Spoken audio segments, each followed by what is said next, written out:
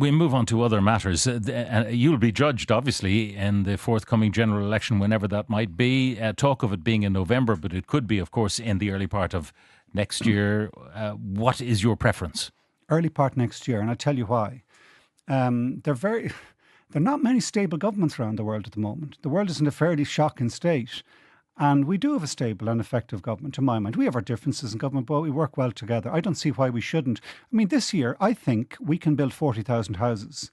Why wouldn't we do that? Focus on that. Build the 40,000 houses and then go to the people next year on the promise of building more further after that. And I think... Is there some concern about the toxicity that will surround the US presidential election, kind of contaminating the election process here? It's not just, yes, there is. And I think part of that is the concern about what sort of disinformation, fake news are we going to see online? What sort of nonsense are we going to see which really does pollute the people's... Come back to the reason I kick back on you there about, oh, we're terrible, we can't do any hospital, we can't do anything.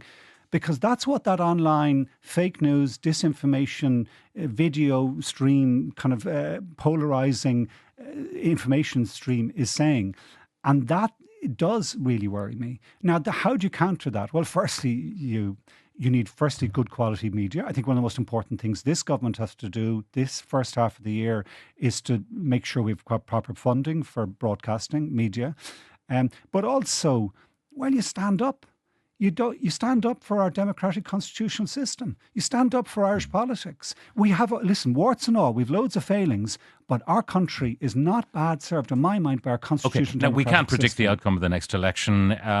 Various parties have reservations about going in with Sinn Féin. Do you have any reservations? I mean, if they embraced your green agenda, which they're not as keen as articulating at the moment as you might like them to be, would you have any reservations about going in with them? Going back to the very first issue, which I know we won't have time to discuss today, but our world is burning. It's an absolute crisis emergency. This is the decade of change to try and stop that. We cannot afford to pick and choose who we'd go out in government. We need to involve everyone in the decarbonisation of our society to be part of the solution. So if the Greens said, yeah, we're okay with that, would you be happy to coalesce with them in some form? Yes.